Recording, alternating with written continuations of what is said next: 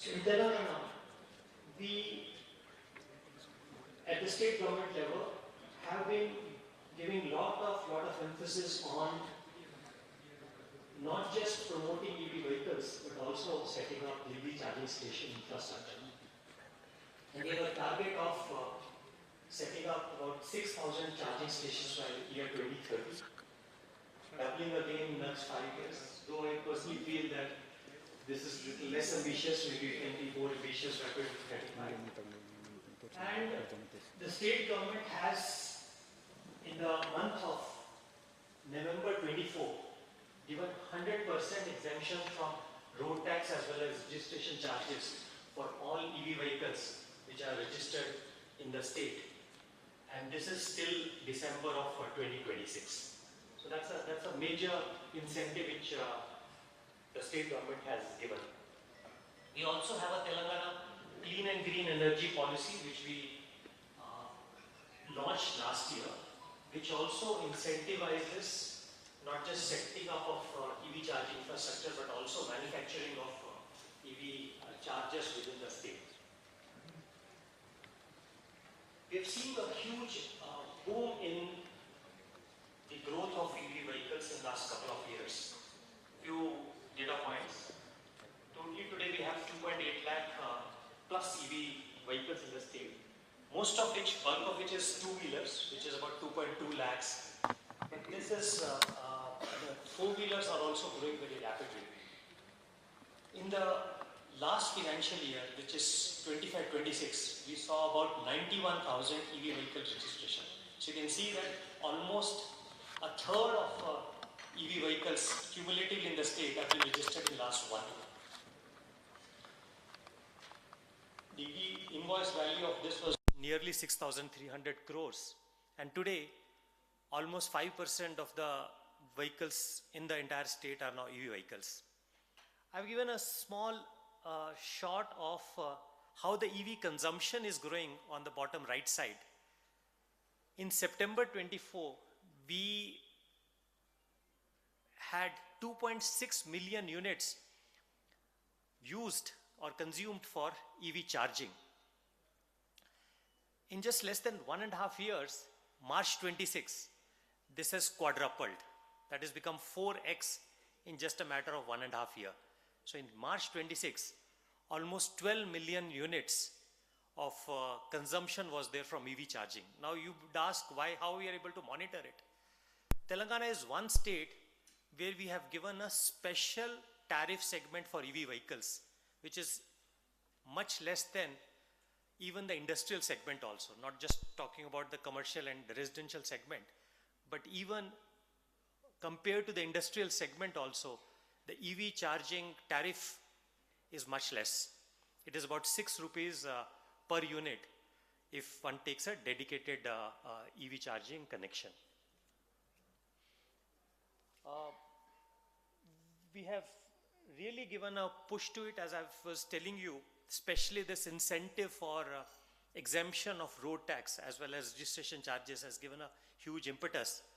And there is a huge growth which is happening. Presently, if I give you a snapshot, we have got about 1,063 EV stations which have been installed all over the state. But more than that, 1,244 NOCs we have given in last couple of months for setting up new EV stations. So you can imagine this will really more than double the number of stations in next few months.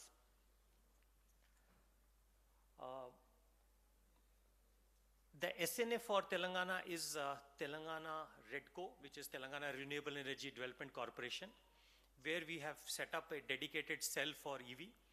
So they process all the schemes for encouraging EV.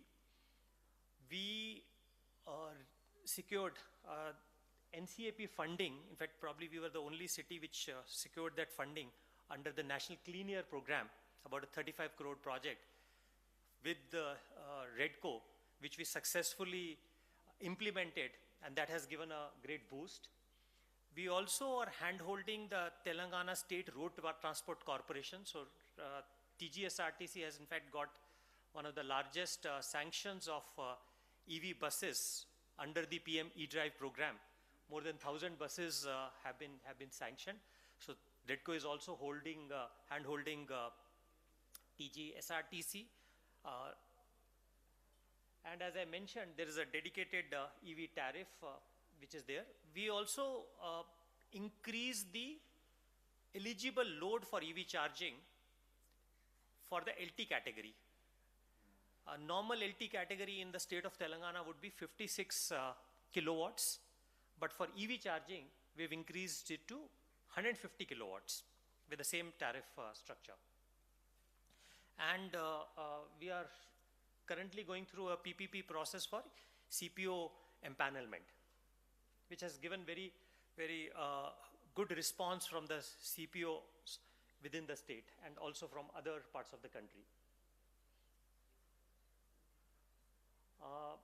As I mentioned, TGSRTC is currently going through a 1,000 buses program, but they have targeted about 2,800 EV buses by 2027. And we are also hand-holding TGSRTC in ensuring not just the EV charging infrastructure at their bus stations, but also the strengthening of the back-end infrastructure also. Hyderabad this year won the Best Green Transport Initiative Award from the Ministry of Housing and Urban Development for cumulative standing first in the country in green initiatives in the transport sector.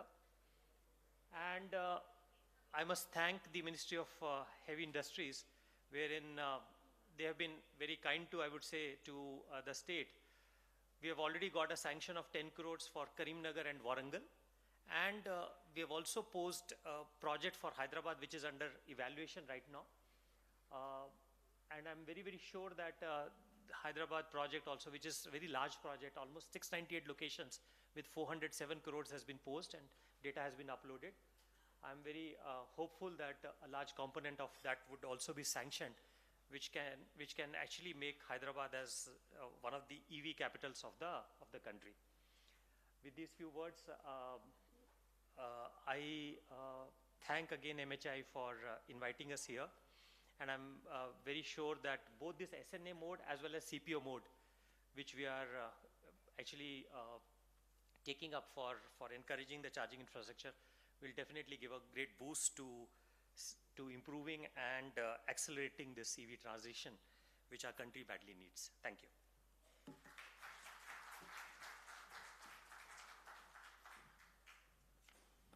Thank you, sir.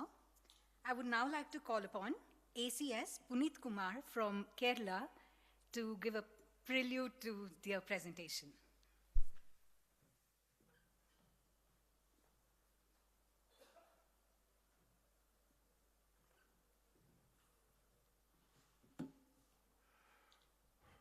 Honorable Minister for Heavy Industries, Shri H.D. Kumaraswamy ji, my senior colleague and ACS Karnataka, Mr. Gaurav Gupta, my other colleagues, Mr. Naveen Mittal, Special Secretary Telangana, my Chairman Kerala State Electricity Board, Mr. Minhaz Alam, other esteemed dignitaries from the government and also from the private sectors. It is a matter of great delight that we are here assembled in this conference on the EV fast charging infrastructure. I would just like to give a brief prelude about what we have done in Kerala and how the EV charging infrastructure and the EV growth has been there in the state of Kerala. We were one of the first states with the EV charging policy which came in 2019, way before the thing has actually picked up pace across the other states and the union government also. And EV penetration as a result of this policy jumped from 5% in 2022 to 12.08% in 2025, which is now more than 14%. And it is almost the second highest in India after Delhi, which is little ahead of us. 2025 itself, we had 7,000 registrations, which amounted to almost 12.1% of the total number of vehicles registered in that year. And the total number of vehicles registered for the EVs till last year were 2,46,000, which has now shot up to 3,63,000, registering a growth rate of almost approximate 30% year on year. And the total EV fleet is bound to grow more when we take advantage of the PM E-Drive scheme launched by Union government under the leadership of our Honorable Minister. And we are certainly going to supplement it, take it to all the nook and corner of the state of Kerala, far and wide, so that people are able to use. The advantages in Kerala, how it is a special state, 93.4% of the EVs are personal vehicles and not fleets. Kerala leads in the personal four-wheeler EV share with 18% of the EVs, which is almost double that of the Karnataka state as per the available statistics. Highest household charging box installations have been there in 2025, which were also supported and supplemented by the PM Saur Urja Muft Bijli Yojana scheme in the state of Kerala, where despite being a small state, we still rank 4th on the national scene. All the brands, Tata, MG, Mahindra, have been there, and TVS and Bajaj have also contributed to a large number in two-wheelers. We have almost 2,870 numbers of charging stations already available in the state, out of which 2/3 are fast chargers, others are pole charging stations, and our network is quite robust and quite easily accessible, largely because Kerala is a urban state where there is hardly any rural and urban divide, and people are very conscious and they want to basically be more responsible citizens. 2 days ago, our Honorable Prime Minister had given us a call to use lesser of POL and economize. I think this is also an important time that we should focus more on EVs, and we should start using more of the solar power to charge, or rather to power all these fast charging infrastructures. Further, I would say that most chargers concentrated on our National Highway 66 and the urban centers which are there. Eastern Kerala has been little underserved, and there is a shortage of 120 kilowatts and 240 kilowatts high capacity chargers for the infrastructure of the trucks, which we hope to make good with the PM E-Drive scheme.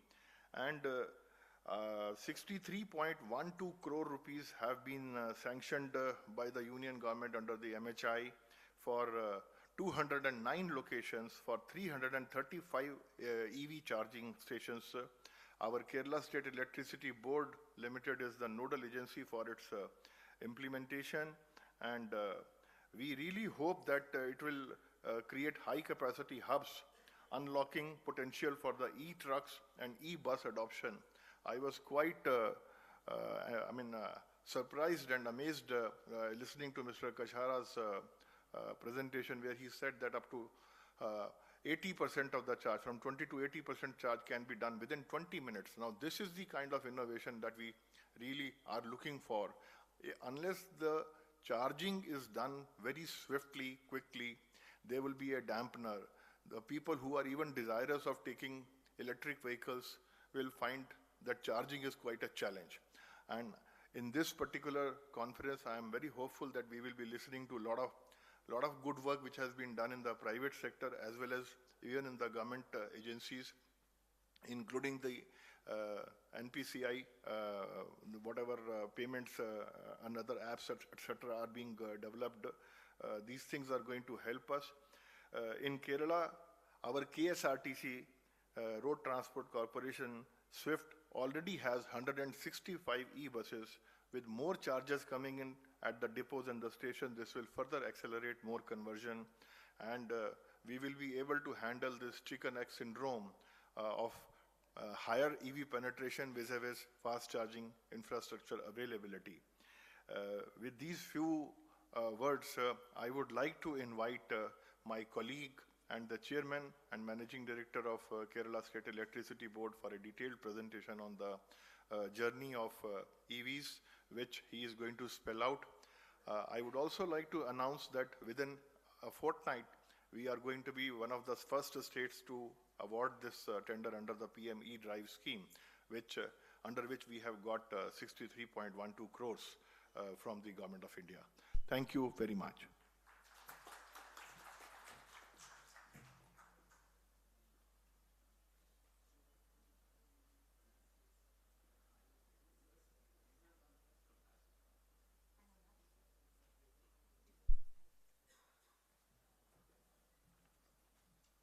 We now have a presentation by Shri Minhaj Alam, CMD, KSEB, Kerala.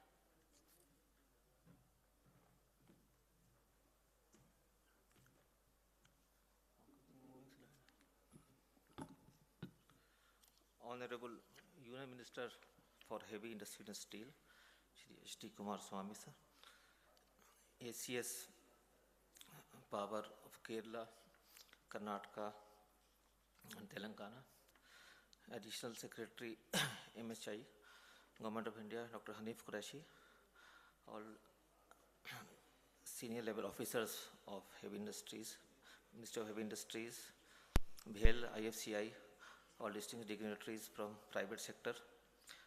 First of all, I would like to thank Ministry of Heavy Industries for giving us opportunity to come and present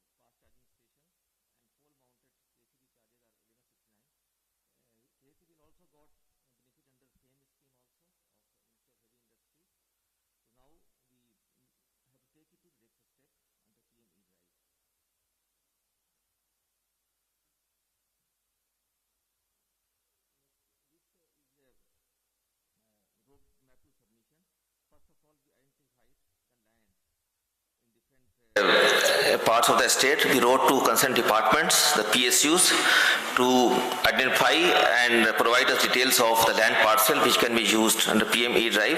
So we got good support from all the departments, and after getting the list, we did the feasibility assessment. We have this EV accelerator cell at KCBL which did this assessment, and then we submitted the proposal to Government of India. I think BHEL provided all necessary help and assistance to us for necessary submission. So after this submission, this was done in October 2025, and then these proposals were again returned by MHI for resubmission with feasibility assessment report, and then again we submitted these details in January 2026. Then BHEL team visited Kerala. BHEL team visited all the locations physically. They stayed for a week and they could visit all the locations. Out of 277 locations submitted, sanction for 209 locations were received with a grant of rupees 63.12 crores. It was received on 31st March 2026. This was under category A and B category is there. So as a strategy for assessment, we did district-wide assessment of existing charging network, and we found a lot of shortfall areas where we require more charging stations, and also the areas where there is interstate, inter-district mobility corridors where there is high footfall for positioning charging infrastructure. Then also we had to adopt the suitable charging configuration based on location, because some locations require higher capacity. So on that basis, we did strategize our proposal. So we got sanction on 31st March 2026 for 209 locations, 335 charges, out of which 21 was in category A and 188 was in category B. So total load would be 46.32 megawatt. So the different holding organizations, they supported us. Maximum land parcel was given by BSNL. Then KSEB have our own land. Then we have other PSUs of a state who have provided land, and they will be getting benefits out of this because these lands are not being used by them. So it will be good income for all these PSUs. Now the implementation mode which we are going to have, so there are two more modes suggested by Ministry of Heavy Industries, nodal agency mode and CPO mode, but we would like to do under CPO mode where we select CPOs through transparent bidding, and they will be responsible for all procurement, installation and operations. So the benefits of CPO mode is that KSE will not have to put any investment, and CPOs will bring their own expertise. They are already operating a lot of charging point stations, and KSEBL will monitor, and then after getting subsidy we will pass on to them. Then KSEBL also will be ensuring that this proper maintenance and uptime which is required for this purpose, that this is maintained by the charging point operators. So there is three-way implementation relationship. KSEBL is the asset owner agency. We will select CPOs, and the land ordering agency, which are the PSUs and other department of the state. So KSEBL we will going to tender this to select CPOs soon, this month itself, and after CPOs they build and operate, the land owning agency will receive the commercial return. This agency will get a good share of the revenue. So that's the advantage for these PSUs who have provided land for this purpose. So KSEBL will be monitoring and will be ensuring that the investment by CPOs is done, and there is good maintenance by CPOs for all these charging point stations. Now we are going to have bidding. I think we have put a floor value of minimum 10% revenue to be shared by CPOs to the land owning agency, the PSUs. So revenue sharing will be a minimum of 10%. One example is that 18% of revenue share may be there to land owning agency. We also fixed a minimum 10,000 rupees per month is to be paid in any case by CPOs to the land owning PSUs. So each we will doing tendering for each location separately, so that each location there will be a CPO will be selected, and this bidding we will do through auction soon this month itself. So these are the stakeholders, the different stakeholders. We have stakeholders are KSEBL with charging point operators, then land owning PSUs and consumers. Finally, consumers have to get benefit. And already for this charging point stations, Kerala State Electricity Regulatory Commission, they have fixed the rates which has to be paid. That upper rate at solar hours, non-solar hours. We want that maximum charging should be done during solar hours, because Kerala we already surplus solar energy, particularly under PM Surya Ghar. We have got a very good number of more than 2 lakh sanctions so far, and we are getting surplus energy during daytime. So it's better that this all charging is done during solar hour itself. Now, this is sample diagram which we want to have. That standard that we have given that requirement of the land area required for this purpose, and as per that these questions will be developed by the charging point operators. So this is our time frame. We want to finish this commissioning of this first phase category A and B by February 2027. We had a stakeholder meeting done with all the concerned agencies, and all were happy that this will be coming to, this has been sanctioned by Government of India. All the stakeholders have been taken into confidence for implementing of this PM E-Drive scheme. So then regarding next category C locations, we also got, initially we did this EUI, and we put only restriction to only existing charging point operator, but then there are a lot of requests were there that we need to give to new people also opportunity. So we gave further time to them. So far we have received 268 proposals. Now we want to submit this month itself to Ministry of Heavy Industries, so that then inspections can be done and sanctions can be provided to us at the earliest. We also developed a web portal for category C locations for PM E-Drive, so that interested entrepreneurs can apply under this category C locations, and we are downloading documents and uploading documents to the MHI portal.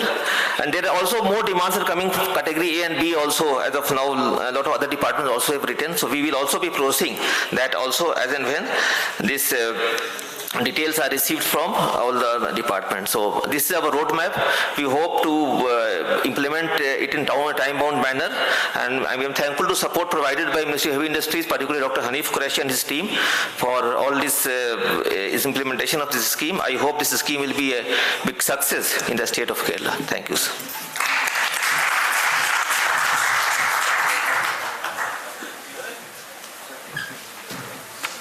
Thank you, sir. Thank you for sharing what Kerala brings onto the table. I would now like to request Sri Gaurav Gupta, ACS Energy Karnataka, for his presentation.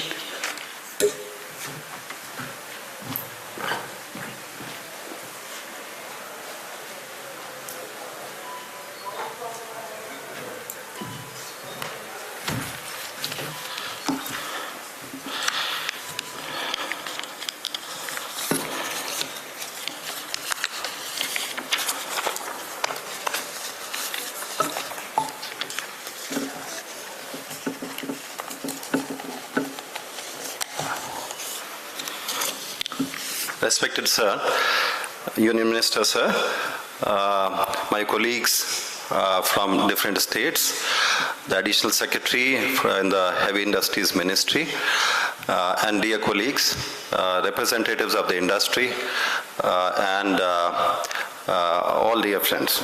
So it's a splendid opportunity for us, and I must compliment Government of India for hosting this very important national conference on EV charging infrastructure, which is very timely, as we know and has been talked about, that considering the geopolitical issues which are afflicting the entire world, we need to conserve our resources, and also ensure more and more vehicles run on electricity, because as you know very well, electricity in India is primarily based on coal and not based on petroleum and other related byproducts. So with this, I would just be mentioning about BESCOM. BESCOM is the Bangalore Electricity Supply Company. It has almost half of the consumers in the state come within the fold of BESCOM, that is Bangalore City and 8 other districts. And it has been identified as a state nodal agency for the EV public charging stations. And they are the ones who are floating tenders, but also they are taking up the work as charge point operators also at number of locations. So let me start with the electric mobility landscape in Karnataka. Karnataka has been a pioneer in e-mobility, and I was talking to Union Minister, and he recalls that in 2018, when Sir was the Chief Minister, at that point of time, we had the first of the chargers, public chargers in 2018 installed in Vidhan Soda. And the state had the first of the EV policy and 2018, and subsequently the next edition is the Clean Mobility Policy in 2025, and we boast of the highest number of charging stations in the country, numbering 8,600. So the EV sales, if we talk about the EV sales, as you can see in the graph, EV sales has grown by almost 17 times in last 5 years, with a cumulative average growth rate of 76%. The last fiscal saw more than 2.2 lakh vehicles sold in the state, with the EV penetration reaching almost 11%, which means that out of 100 vehicles sold in the state, 11 are electric vehicles. We expect this trend to further continue and consolidate. The fiscal of FY27, that is the present financial year, started with a strong note in April, with the EV penetration reaching up to 13.65%. And from all these numbers, we can safely assume that the consumers have started to shift notably towards electric vehicles as sustainable options, given the favorable total cost of ownership associated with electric vehicles, as well as to insulate themselves from the future price shocks of petroleum products. So as I said, BESCOM has been identified as the nodal agency for EV charging infrastructure. It also functions as charge point operators. It was the first utility in the country to establish a DC charging station, as I mentioned, in 2018, emphasizing the vision of the state towards sustainable development. This electric vehicles has always been a focus of Karnataka for last so many years. We have established more than 200 plus charging stations in its jurisdiction. These are run by BESCOM itself, and they offer EV charging at less than 8 rupees per unit at the consumer point, which can be seamlessly accessed through the EV Mitra app. So there is an app-based kind of solution that is provided. In 2025, now this is the profile of what we have been doing over the years. The EV charging station, the PPP model, AC chargers at various BESCOM offices, launch of EV Abhiyan and EV Expo to increase awareness among people, and also the EV Mitra 1 app with the enhanced features, and 140 chargers at various things. So this is what we have been doing. And in the next slide, we talk about in 2025, last year, we had the first of its kind solar PV and second life battery-backed EV charging station, which was operationalized by BESCOM near the Bangalore International Airport. This is powered by a rooftop solar system backed by batteries, second life batteries of 100 kilowatt hour, and serves as a proof of concept for a sustainable EV charging stations. We would like it to be solar plus batteries should be able to charge the EV batteries without any major dependence on the electric grid network itself. So that is what was inaugurated by Energy Minister Shri K.J. George and a number of other dignitaries. And this basically is just a model, and we would like to take it forward. Now, BESCOM supports the charge point operators in developing EV charging infrastructure across the state as state nodal agency, and the Karnataka offers EV tariff. Now, EV tariff for electric vehicles has been a subsidized rate of ₹4.50 per unit across the state to promote e-mobility. BESCOM has also initiated a PPP-based revenue sharing model for battery swapping stations at BESCOM-owned land at 20 locations. BESCOM has also been supporting the oil marketing companies in resolving the power supply issues across Karnataka. Now, this is, I think, a very major step because when they came in, the oil marketing companies, they were finding it a lot of issues, including whether they have to install a transformer at the spot, how much load they can have and all that. And all those issues, by a regular interaction, we were able to take it up. The last 2 points are also very critical.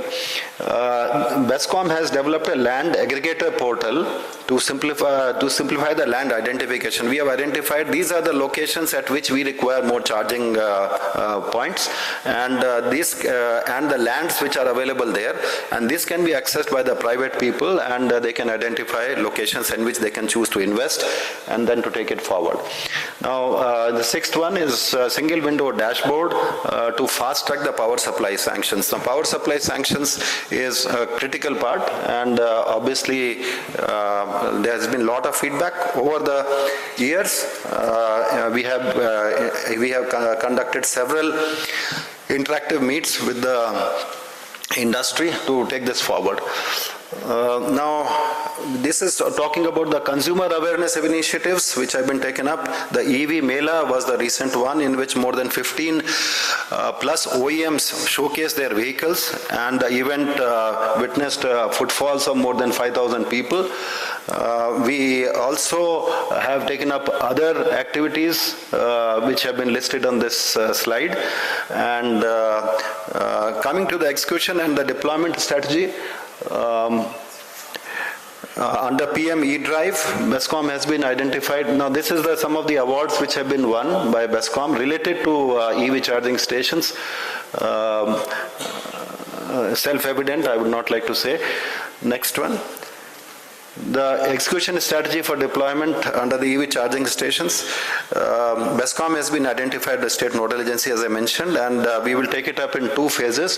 The first phase will be category A and category B stations, which is government owned and government undertakings owned locations, for which BESCOM has submitted a proposal of 1,250 charging stations at a proposed expenditure of 777 crores.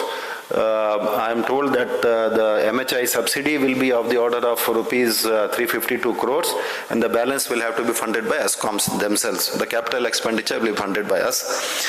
And in the phase 2, we have taken it up for category C and D, which is private CPOs, for the establishment of more than 800 charging stations.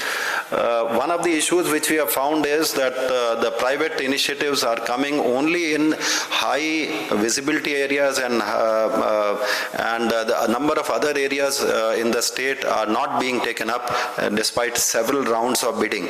So this is an issue on which I think the entire industry has to come together to see that the charging infrastructure is not concentrated just on the major cities, and also gets well spread across the country.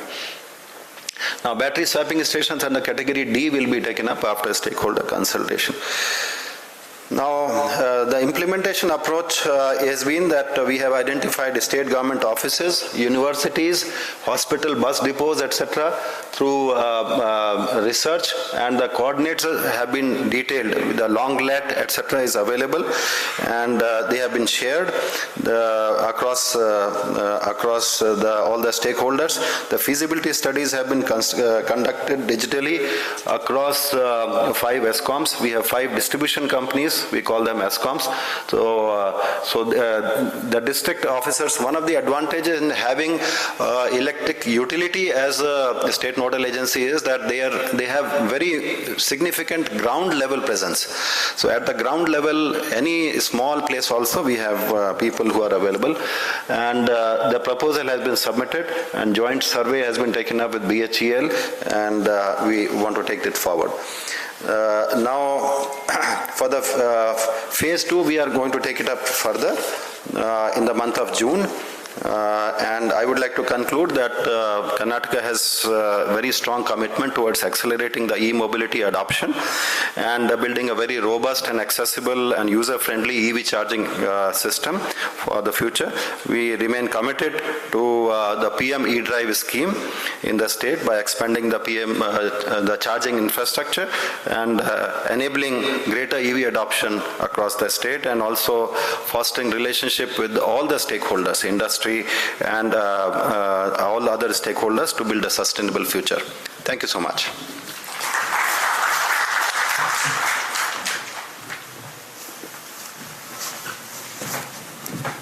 Thank you, sir, for giving us an overview of what Karnataka is contributing. I would now like to request Deepti Ranjan Patra, Additional Transport Commissioner, Odisha, for his presentation.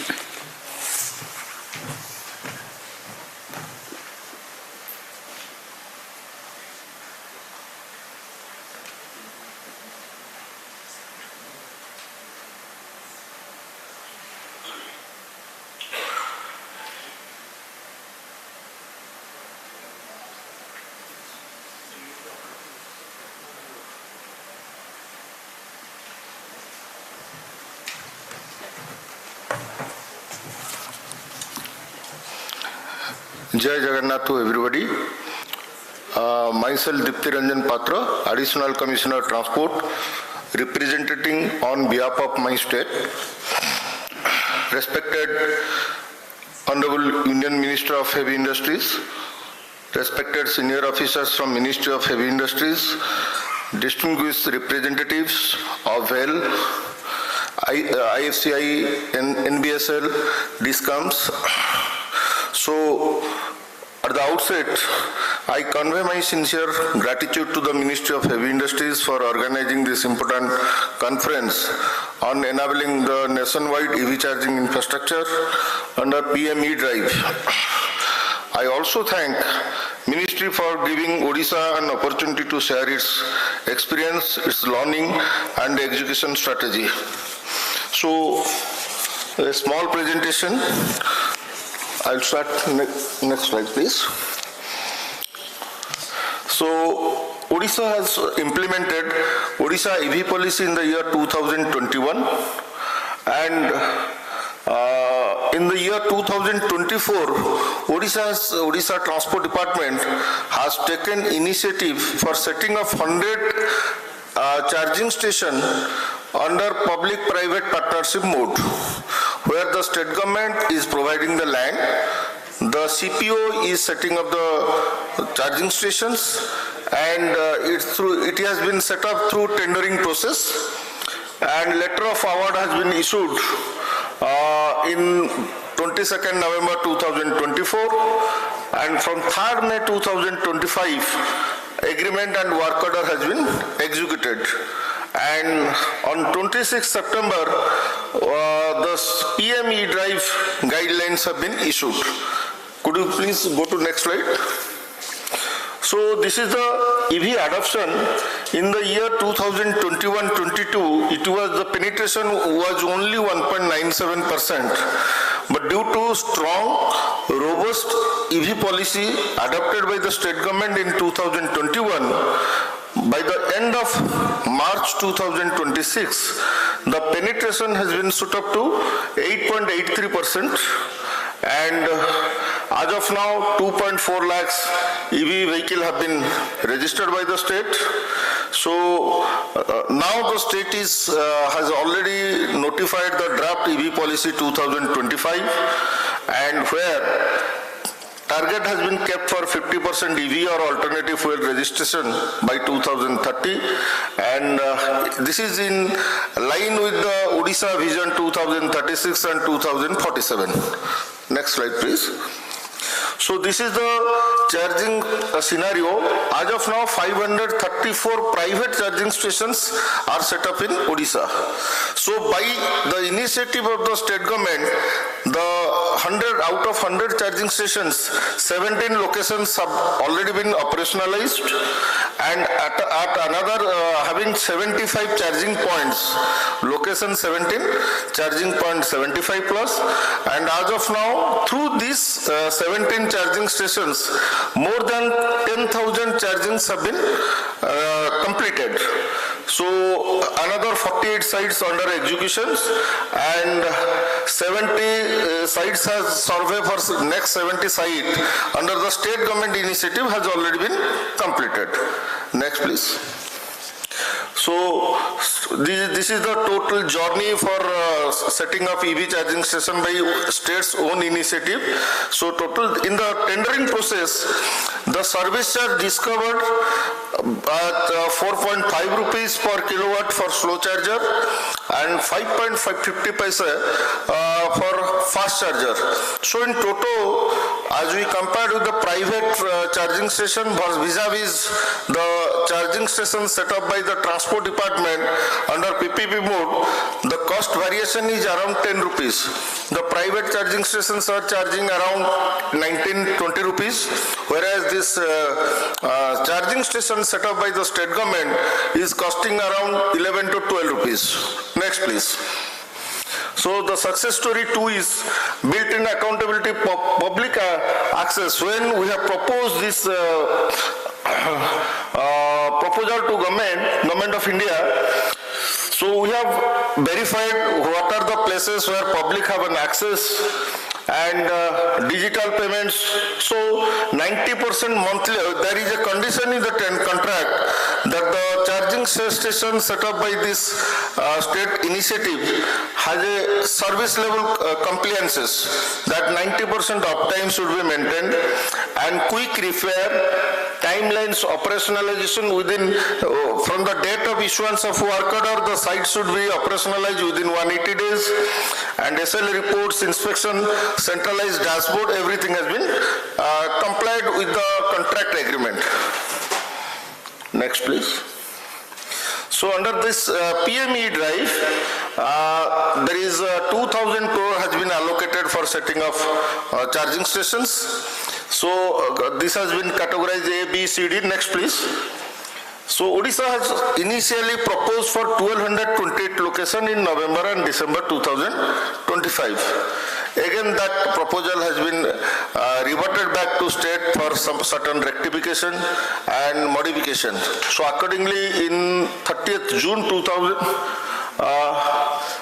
30th January 2026, again we have submitted for 523 locations, costing 173 crores, and again that has been reverted to state, and we have finally submitted for 190 locations, costing 73.61 crore. The site survey has already been completed in the last month itself, and where we have proposed for 52 locations under category A,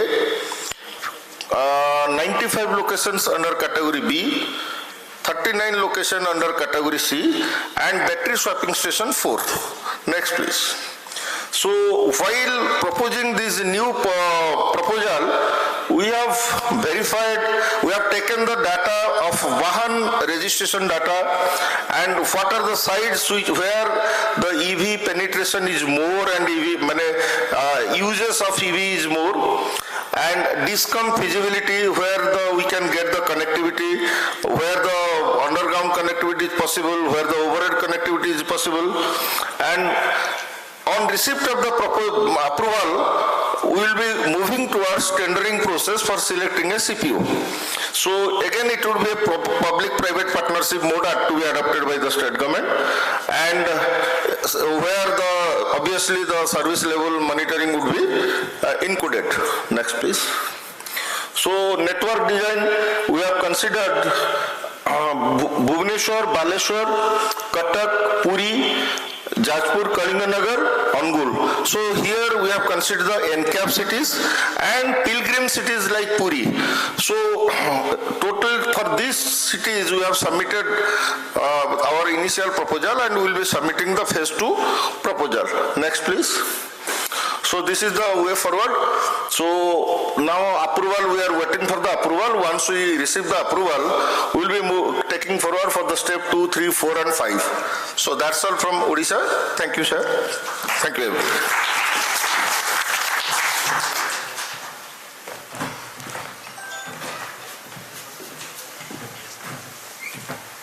Thank you, sir. That brings us to the end of the success stories segment. I'd now like to request Dr. Hanif Qureshi, Additional Secretary, MHI, to present a token of appreciation to all the speakers. I request the speakers to kindly come onto the dais. Shri Naveen Mittal from Telangana State. Shri Puneet Kumar sir. Shri Minhaj Alam sir from Kerala. Shri Gaurav Gupta sir from Karnataka. And Shri Deepti Ranjan Patra sir from Odisha.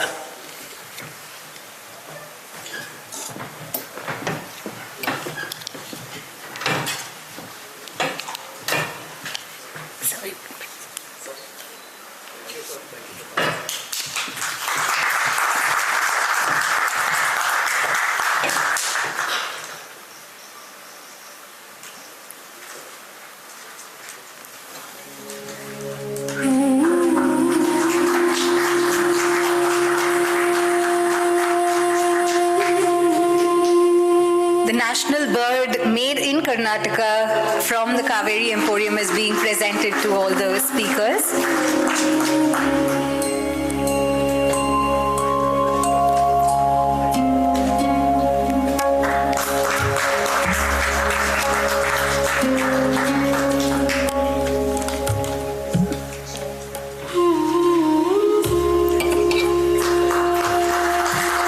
Thank you. Request all of you to kindly stand for a group photograph.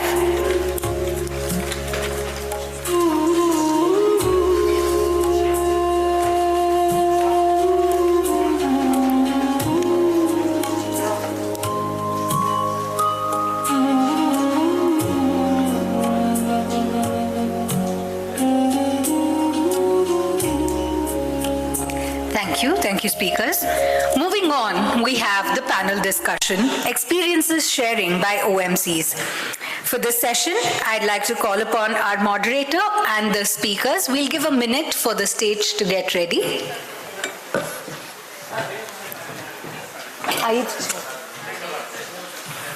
Archer.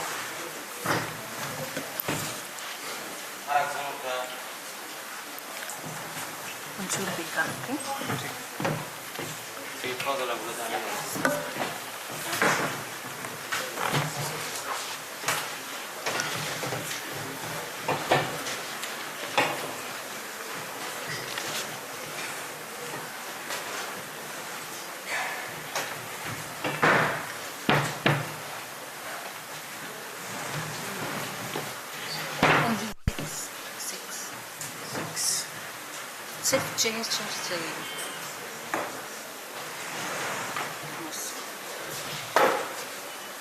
बस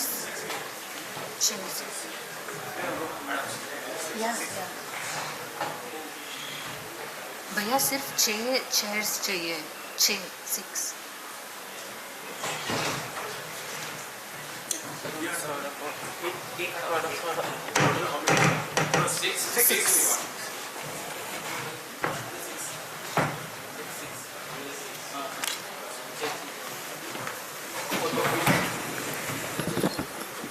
Our next session is on experience sharing by OMCs. For this session, I'd like to call on the moderator, Shri Akhil Jayaprakash, CEO of Pulse Energies.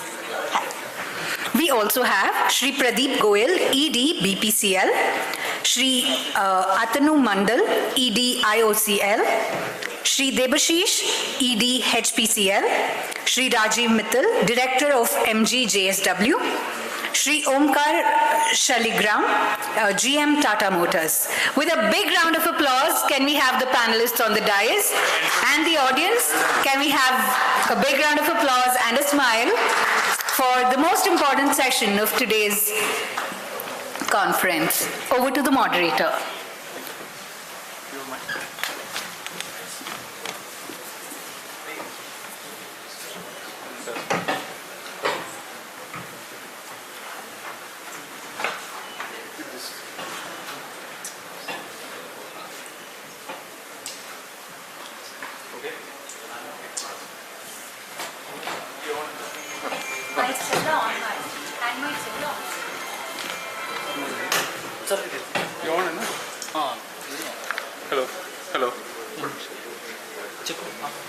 Hello. Hello, everyone. Thank you so much. Thank you to the Honorable Union Minister Kumaraswamy sir, Dr. Hanif Qureshi ji, BHL leadership and NBSL leadership for having this national conference. My name is Akhil Jaiprakash. I'm a founder at Pulse Energy. We built like a software infrastructure for charging operators. So if any of the CPOs would want to connect to the UBC network that is there, I'm the person. But this is a really great panel. We are at a defining moment of India's EV story. PM eDrive is putting real capital behind public charging. UBC being unveiled by Lalita ma'am in the morning is effectively India's UPI for EV charging movement. So on this panel we have 3 OMCs whose retail networks form India's backbone for EV charging, and 2 of India's most ambitious EV OEMs whose vehicles are creating that demand. Together, they represent India's EV transition coming to life. Let's begin with the OMCs who have done the genuine heavy lifting in deploying EV charging infra. We're going to keep it one question and then keep it going. If time permits, we'll do a follow-up for everyone. Okay. All right, so Pradeep sir, over to you. The first question. So BPCL has been building one of the most pioneering EV charging networks in the country. There's about 10,000 charging points, 120 highway, with a clear roadmap now going towards 400 corridors. Could you share with us at least what BPCL has learned from this national build-out, and what excites you about the next phase of PM eDrive? Good morning, everyone. Special thanks to Ministry of Heavy Industries and Honorable Minister Sir, Hanif Qureshi Sir, and the entire team present here, all the delegates and senior bureaucrats from various states. Thank you so much for giving us this platform and giving us this opportunity of sharing our journey. BPCL today is the second largest oil marketing company in the country, owning about 25,000 fuel stations. Our journey in the space of EV started in the initial phase, starting from 2019, sir. So 2019 onwards, we've started setting up EV stations, and today we have almost close to 7,000 EV charging stations, having more than 12,000 charging points. The journey has been exciting, with a lot of challenges, a lot of issues, but with the support of all the stakeholders, we have come a long way. I am excited to share with you some figures of last 2 months. March and April, BPCL had more than 5 lakh charging sessions in our charging points. That's a milestone figure, which we had never even thought of when we started this journey of EVs. When we started our journey of EVs, we had huge challenges in terms of various compliances, guidelines, PESO rules, how do we position the substations, how do we get HT connections, and right from application stage to getting various charger approvals, standardization of chargers. So we have gone through all of that. Today, most of the issues are already over, and last 6-8 months have been really, I would say, encouraging. Ministry of Heavy Industries with Ministry of Power on literally weekly basis have been giving us support, and because of which FAME 2 chargers could be commissioned in a record last 6 months time in thousands of number by all 3 of us put together. Great support came from Ministry of Power, and all the DISCOMs helped us achieve those numbers. BPCL started its journey with the purpose of providing highway corridors for the customers to address to their range anxiety. And we were the first one to provide first corridor, Chennai-Madurai, sometime 4 years back, the first highway corridor having EV stations. Our current motto is also to ensure that all highways will have at least one EV station every 100 kilometers on both sides, so that this range anxiety is addressed. More than about 400 highway corridors will be covered by this year end. All the major highways will be covered.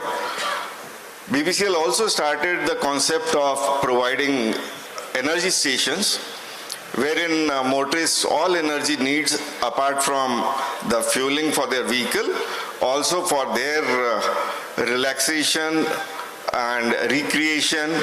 All those facilities have also been started by BPCL. Now we are providing our own chain of B cafes, what we call it as a cafe stations.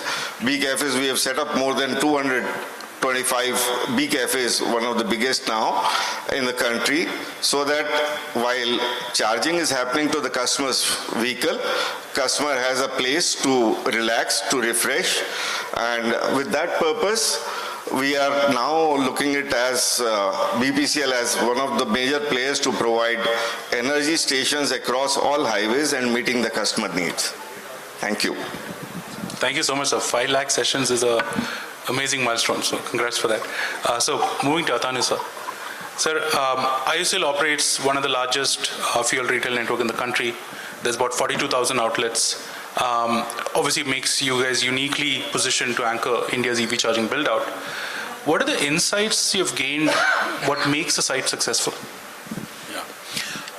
Good morning to respected Honorable Minister of Heavy Industries, Qureshi Sahab, all the delegates and dignitaries, and special thanks to BHEL for organizing this and Ministry of Heavy Industries for giving an opportunity to Indian Oil.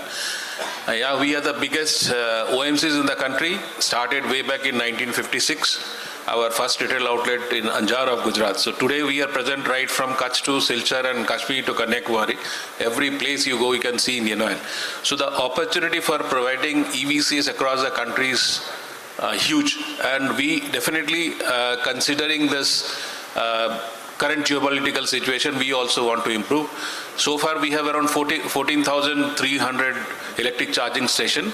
In addition to that, we are the only company in OMCs that we have started providing a large-scale battery swapping stations, specifically for two, three-wheelers. And we have almost 1,450 odd swapping stations, and we are increasing at a very rapid speed in this. And we are getting very, very encouraging results. Our journey, in fact, as Mr. Goel has already shared, when we started, we had a lot of difficulties. Initially, we started with AC chargers. So a mandate came in November 2018, wherein the mandate was that every energy station that will be, or the retail outlet petrol pump will be commissioned, there has to be one alternate energy. So then CNG infrastructure was not possible to be feasible in all the areas. So we started looking at EVs. And that time we were getting in the country only those AC chargers which were actually very slow chargers. Then we moved to DC chargers, that is the fast chargers. Today we have out of 14,000 around 6,000 odd DC chargers across the country. We are also trying that there is a lot of dwell time that is required for charging the station, charging infrastructure. So whenever the customer comes, so that they can spend the time, specifically in the wayside amenities that we have developed in express highways. We are putting up lounges and other restaurants so that people can spend time by the time they can do the charging. The initial thing that we have, we have been facing is basically in the power infrastructure, wherein it was taking a lot of time. But subsequently, with the intervention of Ministry of Power and Ministry of Heavy Industries, all those problems have gone and we could establish this. And some pain points initially was that some of the states were deploying even fixed charges in electricity. So that was again a contention for the dealers who had been operating, that despite not usage or since number of vehicles were led, they were forced to pay some fixed charges. But now most of the states are waiving that. So that's a very, very welcome move. And I hope that we have already, in collusion with the Ministry of Heavy Industries, have identified various highway corridors wherein gaps are there, as Mr. Goel has shared, that every 100 kilometers there has to be some charging station. So under PM E-Drive, we are again going for this fast chargers of 240 kilowatt and above. So soon we'll be putting those chargers also. Thank you, sir. Thank you so much, Atana, sir. Over to Devashish, sir. From HPCL. So you have taken a very distinctive platform-led approach with HP eCharge. You built very strong relationships with OEMs as well. Can you kind of walk us through your strategy in kind of making or accelerating EV charging deployment? Yeah, thanks. First of all, very good afternoon to the Honorable Minister of MHI, the bureaucrats, the dignitaries seated in front of the dais, and the key people, the stakeholders of this EVCS system. A very good afternoon to you all. Well, I won't be repetitive, which my colleagues from the OMC have already spoken, but the fact remains that we as HPCL, we always vision to be an energy company. And one thing which I would definitely like to mention is that instead of looking from a top-down approach, we initially, right from the day one, we had a bottoms-up approach as if how the customer will be getting the experience. And we are very proud to say that we started quite early, way back in 2018-19, and this HP eCharge platform is something which we are very proud of. We not only onboarded the entire ecosystem, the OEMs, like two of my colleagues who are here, we have more than 1,500 chargers, and we have Mahindra, Hector, everybody with us. So we understood that this ecosystem cannot be built by a single OMCs. While we will be the partners to progress, but we will require this entire ecosystem to work together from a bottoms-up approach, that is the customer being the singularity, like he or she as to how they feel, what is going to be the difference, be it uptime, be it the maintenance part. So we worked on that, and today we are very proud to say that our partner Kazam and we have worked together, and today we are seeing the light of the day. Thank you. Thank you so much, sir. Over to the OEM side of the equation, right? So to Ravi Mittal, sir, from JSW-MG. So, sir, MG obviously has kind of stood out as one of the rare OEMs that treat charging as a customer experience first problem with the eHub app and the Windsor free charging approach. What have you learned from this approach? What are the takeaways that people can take? Thank you, Akhil.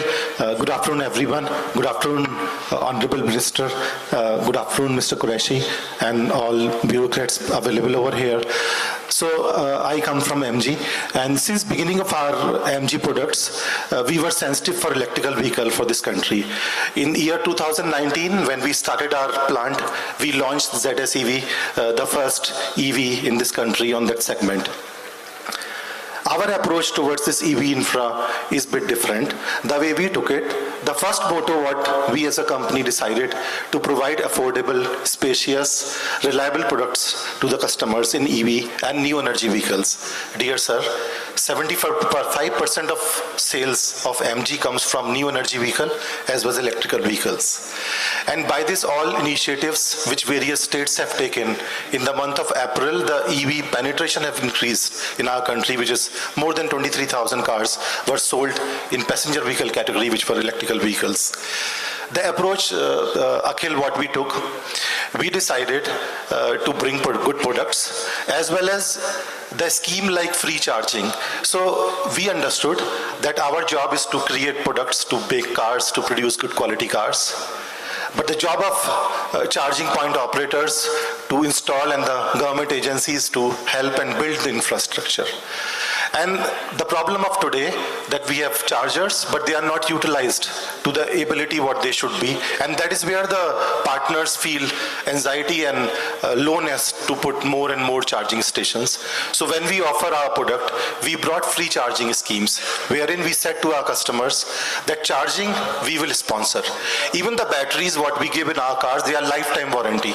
So whatever cars we offer to our consumers, the batteries are lifetime. So in a way what we are doing, we are trying to take out anxiety out of the common person.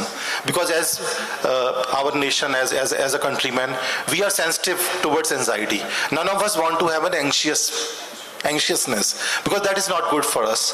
So that is the reason we use eHub by MG, wherein like today BHEL and all the agencies, we are putting up a unified app which is being launched and which is being the envelope launch. But in the beginning, around 3 years ago, we have eHub by MG, wherein more than 30,000 chargers are there on our app, and the consumer can go on a journey where we can use our car data as well to provide you the various insight, the trip planner, the SOC level we can get from our cars. So that is a way what MG thought to contribute to build this nation and to build this infra, which will give us higher penetration of EVs. Thank you so much, Ravi sir. I think that's very helpful, and that kind of gets a good dovetail into what Omkar is at Tata Motors. So Omkar, Tata Motors has the broadest EV portfolio in the market, arguably the most integrated ecosystem. Tata Power, Tata Motors, Tata EV business. From the OEM seat, what are we missing in this ecosystem? Yeah, thanks, Akhil. And thank you, MHI, Honorable Minister, Dr. Qureshi, all the dignitaries. Thank you for giving us this opportunity. I've been fortunate to be part of this EV journey since 2019. I've seen the first charger getting installed for Tata Motors, and I've seen that grow to what we are today, 30,000 plus chargers. And, I remember few customer stories. I'll just do a quick one. Somebody who was in Bangalore traveling to Chennai, we had practical range of car 200, 250 kilometers at that time, and people would say it's a 350 kilometer distance, I can't travel, I need a charging station in between.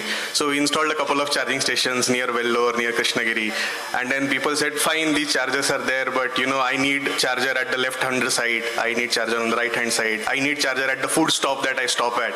So what we realize in all of this is you can't create an ecosystem by defining your constraints. You have to go to customers and understand what does the customer want. Where does the customer stop?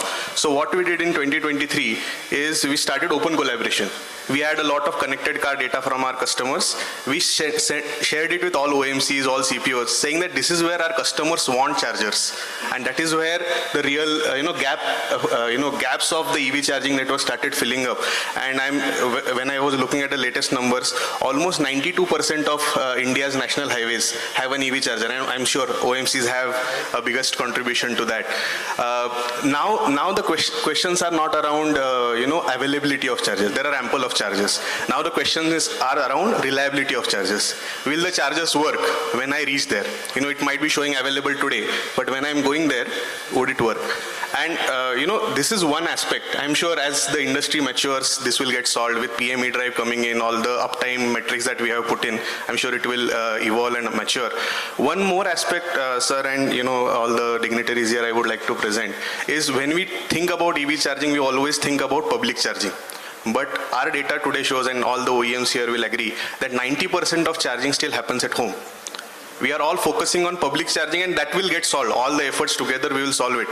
But that 90% charging problem, which is happening at home, is now growing, and growing in a sense that it is not a technical problem. It is more of a social problem. It is more of a mindset problem that the RWAs or communities where people are living in, because in cities like Bangalore, Mumbai, Delhi, where the highest EV penetration is, 60-70% of the people stay in apartments, and they do not get permissions to install chargers. There was an incident in Gurgaon, couple of weeks back, where apartment owners were asked to remove chargers from their, parkings. So all of these things are going to create more and more hurdles for mainstreaming of EV usage. And for that, what we have been also working with, all the industry colleagues, is there should be a right to charge. Like you have right to electricity, right to food, there has to be a right to charge, so that when I am buying an EV, I don't have that anxiety that will I be able to install my charger or not, because that is where 90% of my charging is going to happen. Yeah. And we have also published a white paper through CM on this. So this is something which will unlock the future. If you want to really have that 30% penetration number in India, we have to solve for public charging as well as home charging. That's amazing feedback, Omkar. I think that'll be the next frontier, what all of us will be working on. So what I'm hearing from this panel is a remarkable convergence. OMCs like Omkar and Ravi sir delivering nationwide deployment at unmatched scale. OEMs delivering product and customer experiences that drive adoption. And the policy framework from the PM E-Drive plus today's UBC network from NBSL. India's EV story is genuinely getting built end to end, and this panel right here reflects that leadership in making it happen. So thank you so much for everyone kind of listening to us and hearing our feedback. I really appreciate it. Thank you.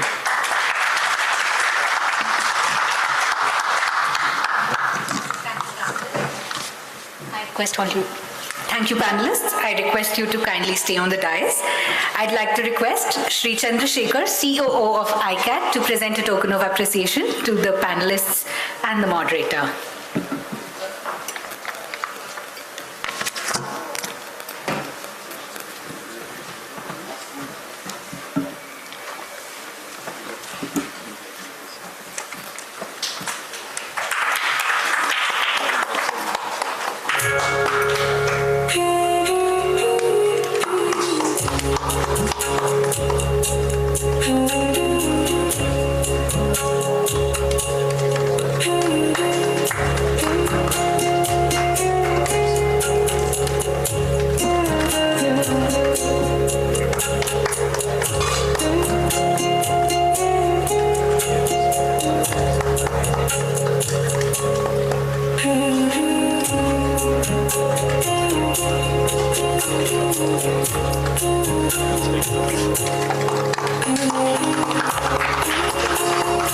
request you all to stand for a group picture.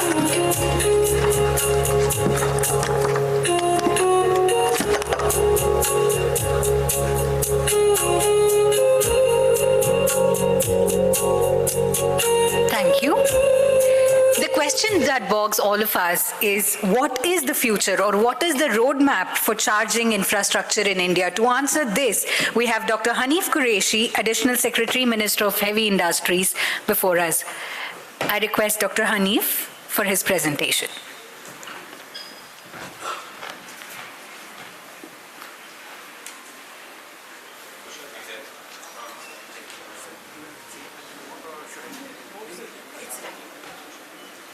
Is it not working? Then the next ball.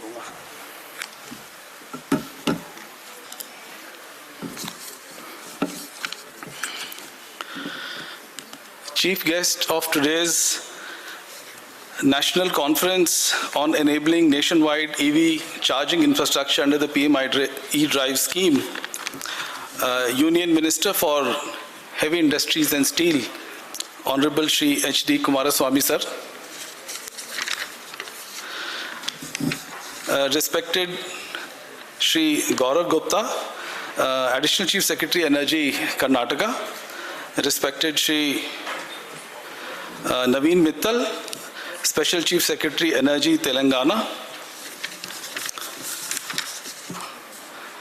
respected Shri Puneet Kumar, Additional Chief Secretary from Kerala, respected Shri Minhaj Alam, CMD of BESCOM, my colleagues from the Ministry of Heavy Industries, my colleagues from BHEL, the test agencies, ICAT, NATRAX, and my MD and CEO of NBSL, Ms. Lalita Natarajan, the CPOs present here, the OEMs, the oil and marketing companies. I express my gratitude to you on the behalf of Ministry of Heavy Industries to come here today and share your valuable experience. We have all heard about the charging infrastructure and the experience what the different stakeholders have had. But I just wanted to give you an overview of what the Ministry of Heavy Industries does. So the Ministry of Heavy Industries deals with the heavy electrical equipment, with machine tool sector and the automobile sector. The ministry also has 16 public sector units which are operational, including BHEL, Andrew and Yule Company, HMT, Hindustan Salts Limited, Cement Corporation of India, and others are there. In the automobile sector, you know, the ministry is the regulator for the automobile sector, and this sector is about $240 billion in size today, and that represents about 7.1% of the country's GDP. About 49% of the manufacturing in the country comes from the automobile sector, and since it provides employment to about 4.4 crore people, that is why you can understand the importance that the Government of India gives to this sector. I was talking to Naveen Mittal sir about the stage where India is in electric vehicle journey. So let me share some data about it.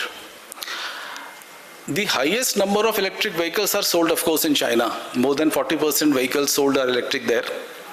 Then in Europe, we have about 24% of the EVs sold in Europe are electric. In US, it is about 8 to 9%. And that also it is heavily concentrated in California, where the percentage is about 20-25. And in the Midwest and the other regions, it is much lower. In India, last year we produced about 52 lakh cars, which were sold in the country. Out of 52 lakhs, 4.1% were electric cars. So we are not at the level where these countries are, but we are very close behind. If we look at the number of vehicles sold worldwide, then we see that 18% vehicles sold are electric. of course driven by China. If we remove that, we'll come down to about 10 or 12%. In two-wheelers, we sold more than 2 crore two-wheelers last year, out of which about 7% were electric. Our journey has been very successful in three-wheelers, where about 35% of the new sales of electric three-wheelers were electric. In buses also, we are at about 6%, largely driven by government procurement. So we had about 10,000 electric buses which are supported by the Ministry of Housing and Urban Affairs, PM Bus Seva scheme. And we have 14,000 buses under the PM Drive scheme, of which EV charging infrastructure is also a part. 2,000 crores is for EV charging infrastructure and 4,391 crores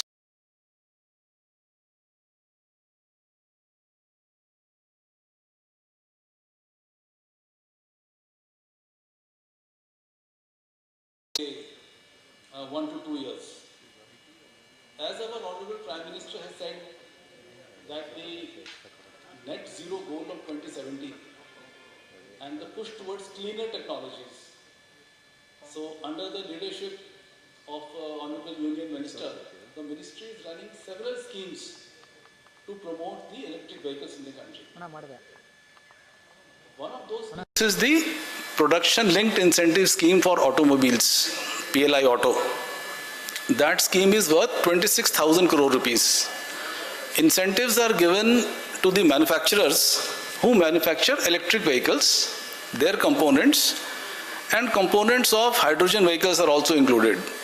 Components of advanced automotive technologies like ADAS, like hydrogen fuel cell, all those are also included in this scheme. There are more than about 20 or 22 OEMs and component manufacturers who are registered under the scheme. Then there is the Production Linked Incentive Scheme for Advanced Chemistry Cells, PLI ACC, which is a 18,100 crore rupee scheme. As you know that the batteries are about 40 to 45% of an electrical vehicle's cost. A lot of the cost comes from batteries. Till now, most of these cells are imported from abroad. But under the PLI ACC scheme, already more than about 2.5 gigawatts of capacity has been established in the country. And we expect that PLI ACC is for 50 gigawatts. So this 50 should come up in the next couple of years. But there is also an ecosystem effect, where private sector is also establishing these advanced chemistry cells. And more than 100 gigawatt of manufacturing capacity of ACC should be coming up by 29-30. Then our Honorable Prime Minister had another challenge in his mind about the financing of electric buses, because the STUs have to pay for the electric buses. And given the health of some of our state STUs, a payment security mechanism was formulated. And that scheme is also being run by the Ministry of Heavy Industry, which provides a security against continued payment for 10 years. So now the model is that states do not give outright purchases of the electric buses. Buses are taken for 10 to 12 years of bus as a service. So operation, maintenance, all that also is included. So the PSM scheme solves the challenge of payment security. That scheme is also running in the ministry. The current scheme which we are talking about is the PM Drive scheme, which has a budget of 10,900 crores, out of which 2,000 crores are reserved for the charging infrastructure. Now, if we talk about the current state of charging infrastructure in the country, I'll just present it in the presentation. We have more than 67,000 chargers in India, and more than 25,000 chargers are fast chargers. So as rightly pointed out by one of the speakers before me, that most of the charging happens at home. 80 to 90% depending upon two-wheelers or three-wheelers, and a lot of charging happens in office complexes also, which is an overnight charging through slow charging. So while formulating the PM E-Drive scheme, we calculated that how many chargers would be required by 2030. And for that we needed the number of electric vehicles which will be there in 2030. So that was projected, and the battery capacities of each vehicle type were projected. So two-wheelers are like 2 kilowatt to 4 kilowatt, some are 5 kilowatts. Cars started with 30 kilowatt, but now most cars are 50 or 60 kilowatts, even 70 or 80 kilowatts. And buses and trucks, 240 to 360 kilowatts, it varies. So using those numbers, we found that about 72,000 chargers would be required by 2030. That would be the number of public chargers which would be required. And out of that, about 1,800 would be required for buses and trucks, and 22,000 would be required for cars, and the remaining about 44,000 for two-wheelers and three-wheelers. So that is how the number of chargers and the cost of that was calculated.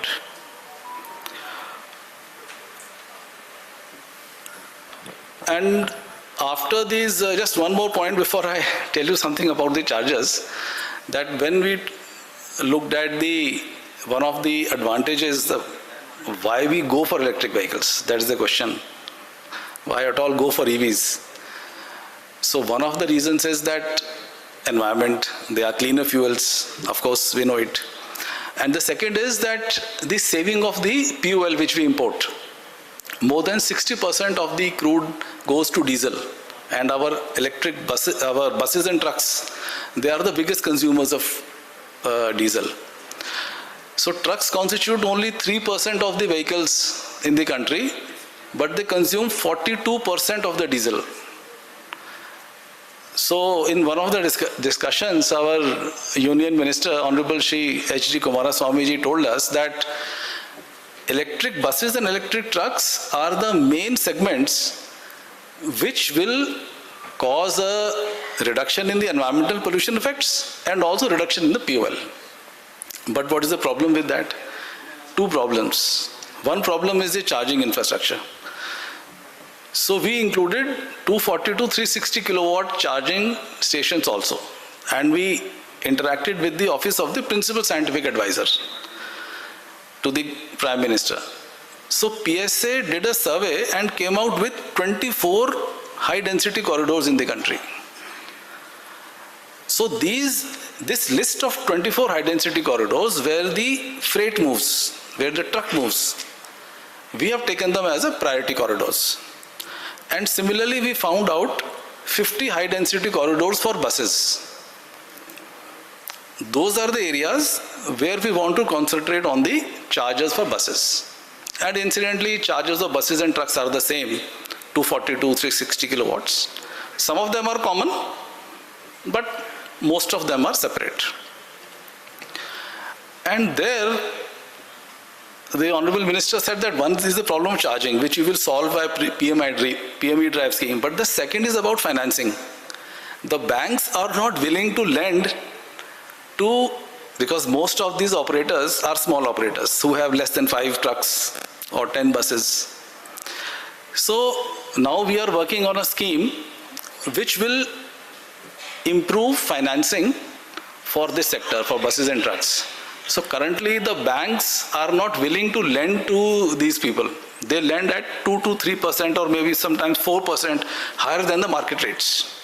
NBFCs of course charge very high. And the other is that since the risk perception is very high, a lot of banks don't lend to them at all. So one solution would be interest subvention, and the other would be a partial credit guarantee. So once the subvention is given, some of the risk is taken by a DFI, say SIDBI or NABARD or any FI, then we think that financing will become easier and a lot of public sector capital can flow into the sector. So I have apprised you of the larger ecosystem that the Ministry of Heavy Industry is creating so that electric vehicles penetration can go up. And the last point before I go to the presentation is that it is not only that we want that number of electric vehicles should go up, that you can do by import also. But the point is that these vehicles must be made indigenously. There must be a push to the local industry. And that is why you will see that under, for example, PLI Auto, there is a requirement of 50% domestic value addition. So you have to source 50% of your components from within the country. Similarly, in the charging infrastructure, you cannot simply import a charger from abroad and put the charger. You cannot do that. There is a phased manufacturing program where you have to source the components of the charger from Indian manufacturers. And that program has been made in consultation with the industry and our testing agencies. Director ICAT, Mr. Saurabh Dalila, is sitting with us. They have worked out, we don't want to make PMP so difficult that it will not be possible to manufacture in India. But it should not be so easy that it is just imported from there. So that right spot has to be found, which is a good job done by our testing agencies. And whenever charging infrastructure is installed and subsidies are sought by the charge point operators or the states, then this PMP has to be kept in mind. So let me briefly go over some of these points here. Yeah, so as I mentioned that we have about 67,000 chargers in the country now, of which 25,000 are fast chargers. And in cities we have 15,000 chargers. Highways we have 6,000 chargers. Another question which we are asked is that some people say, oh, we don't have any charging infrastructure, or we have very less charging infrastructure. So dear friends, that is not the case. As very rightly said by one of my colleagues here, that now the question is not of availability of chargers. It is whether it is working, there is no error in it, whether the app through which we are using it is reliable, whether payment is going through, refund is coming or not. So those are the issues we have to tackle. So the OMCs are leading in the number of fast chargers, plus we have a large number of other CPOs also. If you look at the number of chargers across states, you will find that Maharashtra and Karnataka are leading with the largest number of chargers. These are only fast chargers. Of course, we'll have a lot more number of slow chargers. So, as I told you that the 50 high-density corridors, they were selected based on the traffic data which we got from the Vahan portal, from the toll data. From there we calculated it. So the norms of saturation are what? That for a four-wheeler, there must be a charger every 20 kilometers. That is the norm which Ministry of Power has said. And for buses, one charger every 100 kilometers. That is the norm. Of course, you can have more than it. Zyada banane mein, there's no problem. But this is generally what Ministry of Power says. Of course, it depends on states. That is why we have not asked the states to restrict their number of charges to any particular number, because we believe that the states know where and how much and what quality of chargers are required. So these are the 50 high density corridors for cars. Now why they are colored in green? They are colored in green because all of them have at least one charger every 20 kilometers. You travel on these highways and you will find a charger in less than 20 kilometers. That's the situation today. Now, if you look at the bus chargers, so Delhi to Chandigarh and Delhi to Amritsar, these are already saturated. They are in dark green, which means there is a charger less than 100 kilometers for buses there. And the lighter green shows that the number of chargers which have been sanctioned in the PM8 scheme, once they are installed, they will also become saturated. So we would have covered all these highways. Now we look at a particular highway from Bengaluru to Chennai. This highway is 347 kilometers and there are 109 fast EV chargers on this highway. So the density is 6.3 kilometers. You'll find a charger on each side. So you travel one side, every 6 kilometers there is a charger. You come back, then there is another charger every 6 kilometers. So this is a saturated highway. So major CPOs are mentioned here. So this tool, I must commend BHEL, Mr. Sutripto De, the GM of BHEL with us. They have developed this portal. You can log on to the portal, look at any highway in the country and see what chargers are available there, who has put those chargers, name of the company, what is the wattage, how many kilowatts, everything is given in that portal. All chargers, 67,000, have been mapped by BHEL. So in cities, we have looked at the top 30 cities by EV car stock. How many chargers would be required by 2028? There are 6,400 existing chargers. And under the PM E-Drive, 1580 chargers have been sanctioned. So we require 8,000 more chargers to go to the MOP level of saturation in these cities. So for example, these 500 plus chargers, so many cities are there, then 200 to 500, 100 to 200. That way we have mapped every city that how many chargers it needs. Of course, these are the chargers which have been sanctioned under FAME 2. And as my colleagues from OMCs were mentioning, that one problem is that, of course, installation is in the hands of the OMCs, but the energization of the chargers is where the OMCs have to interact with the DISCOMs. And I must say that the level of cooperation between DISCOMs and the OMCs, that has been very good. Out of the number of chargers, which is not mentioned here, there are about 9,100 chargers. More than 6,200 chargers have been energized. About 1,700-1,800 chargers are still there, which have not been energized. So till now, 503 crore rupees has been sanctioned to different states, and the 4,874 chargers have been sanctioned. Of course, many other states have submitted proposals. Those are also under the evaluation of the ministry now.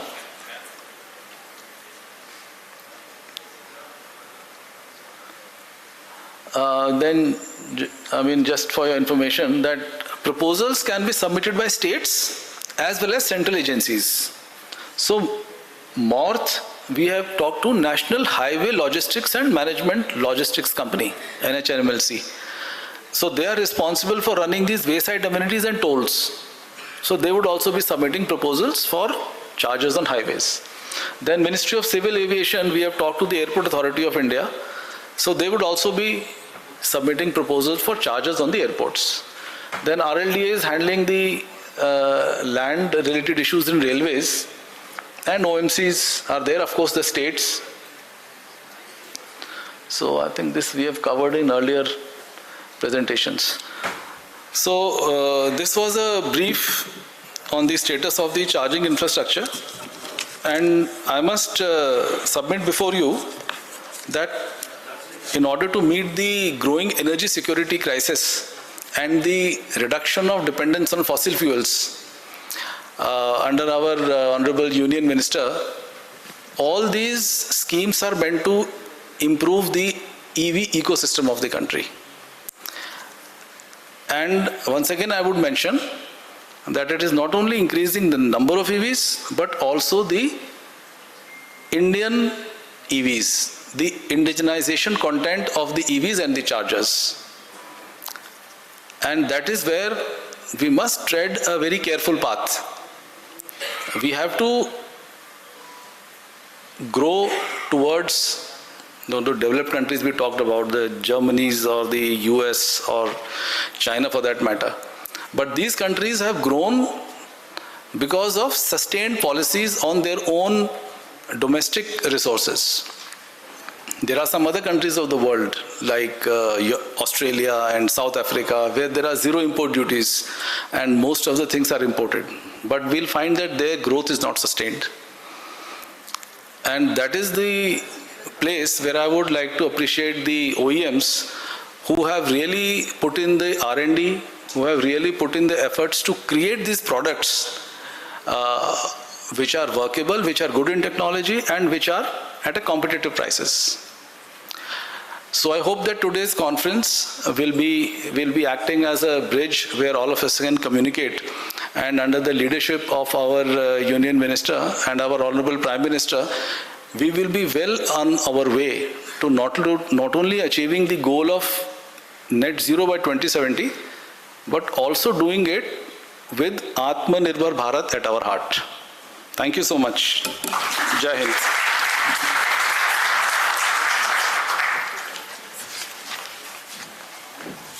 Thank you, sir. I now request Shri Saurabh Dalela, sir, Director ICAT, to present a token of memento to sir.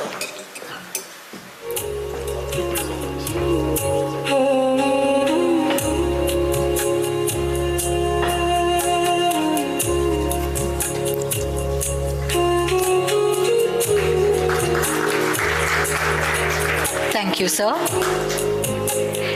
It's now time to hear from our chief guest, Honorable Union Minister for Heavy Industries and Steel, Shri H.D. Kumaraswamy, sir. With a big round of applause, may we invite him onto the dais.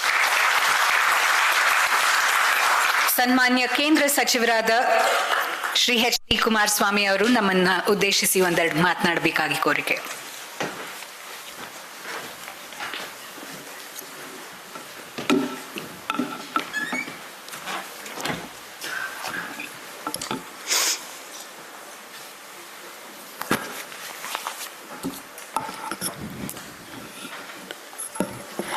Dr. Hanif Qureshi,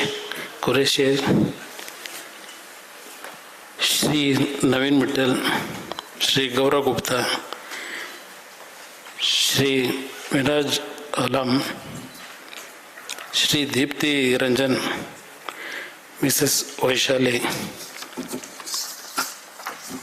Namaskaram to everybody.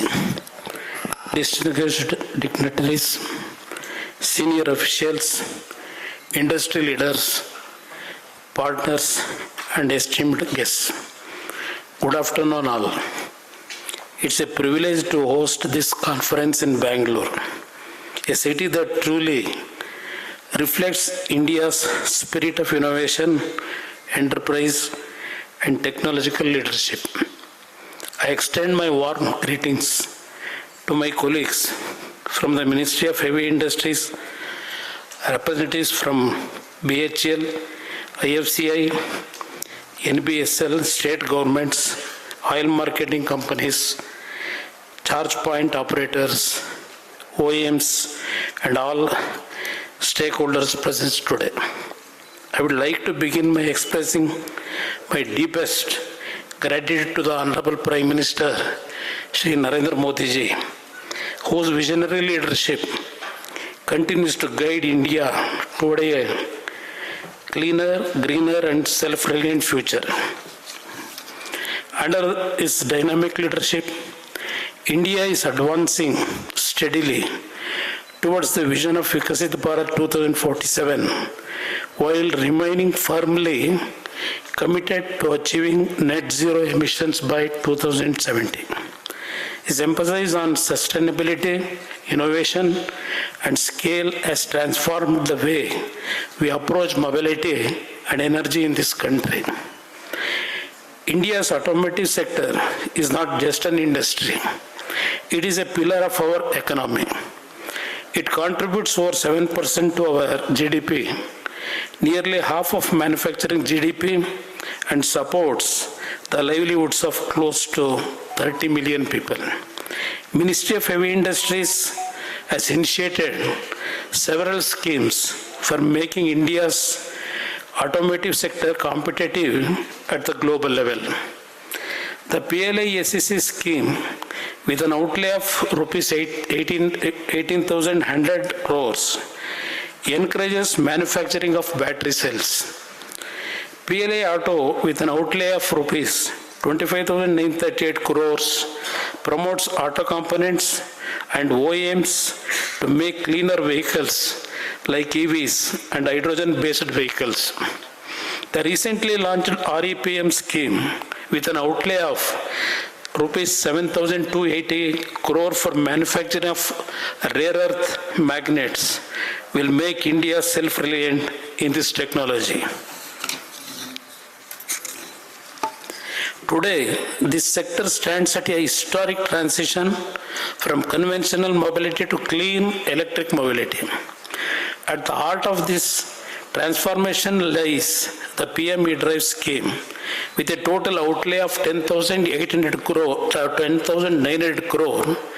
This landmark initiative is accelerating the adoption of electric vehicles across segments: two-wheelers, three-wheelers, buses and trucks, while building the backbone of this transition, a robust nationwide EV charging infrastructure.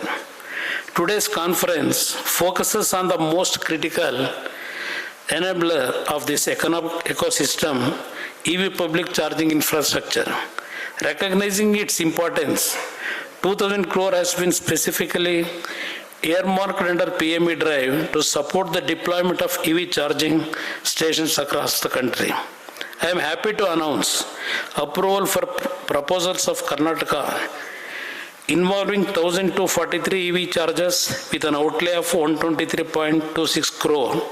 So far, EV charging proposals with a total financial outlay of rupees 503.86 crore have been approved, covering the installation of 4,874 EV chargers across various states and CPSEs. I am little bit shaky about the amount what we released for Karnataka. Don't mistake me from other part of the states officials who are gathered here. This is the first phase of amount we have released out of 2,000 crore. I think 503 crores we have released in first phase. In second phase, whatever we have shown in this conference about the development of your state regarding EV vehicle and charging stations, I promise you, from my department, we are going to support with all actually confidence, taking you whatever proposals you have actually shown in these slides today from your state. Definitely I am with you. The approved proposals include major CPSEs such as HPCL, IOCL and BPCL, as well as states including Rajasthan, Andhra Pradesh, Uttar Pradesh, Gujarat, Kerala, Telangana, Karnataka and Tamil Nadu. I commend the proactive efforts of these states which are leading from the front in this transition. Bangalore has emerged as one of India's leading EV charging hubs. I urge other states to actively participate and accelerate implementation, ensuring that this transformation reaches every corner of our nation. I also appreciate the strong participation of oil marketing companies, BPCL, IOCL and HPCL, whose extensive retail networks present a tremendous opportunity to scale up fast charging infrastructure nationwide. Under the FAME 2, OMCs have installed 8,932 EV chargers with a total subsidy of 873.5 crore disbursed by the ministry. Of these, 721 EV chargers have been installed in Karnataka. Equally commendable is the role of charge point operators and industry leaders such as Tata Power, Charge Zone, Mahindra & Mahindra and others whose innovation and execution capabilities are shaping India's EV ecosystem. The ministry is working for the National Unified EV Charging App, that is Unified Bharat E-Charge. This will be a game changer, enabling EV users to discover, access and pay across charging networks of every operator through a single trusted platform. Just as UPI revolutionized digital payments, UBC is set to revolutionize EV charging in India. The Ministry of Heavy Industries, in close coordination with the Ministry of Power, state governments, and industry stakeholders, will ensure that grid readiness, standardization, and digital integration keep pace with growing demand. Going forward, our roadmap for EV charging infrastructure will be guided by three core principles: accessibility, ensuring charging stations are available across urban and rural India; affordability, making EV charging cost effective for every citizen; reliability, delivering a seamless, safe and dependable user experience. This is not just about infrastructure. This is about building the foundation of India's clean mobility revolution. This is about reducing our dependence on fossil fuels, strengthening energy security, and creating a sustainable future for generations to come. I urge all stakeholders present here to move forward with a shared sense of purpose and urgency. Together, we are not merely installing charging stations, we are powering the future of India.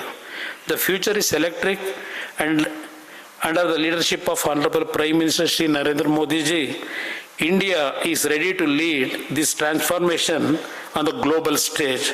Thank you. Jai Hind.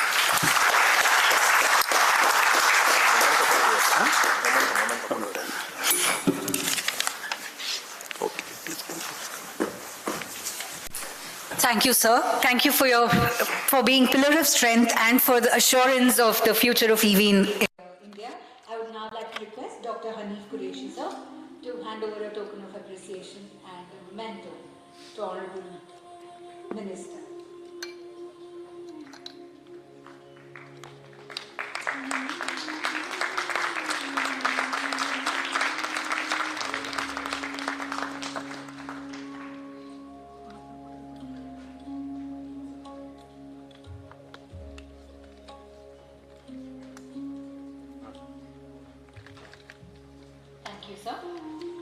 I would now like to request Shri Amarendra Kishore Singh, Director, to propose the word.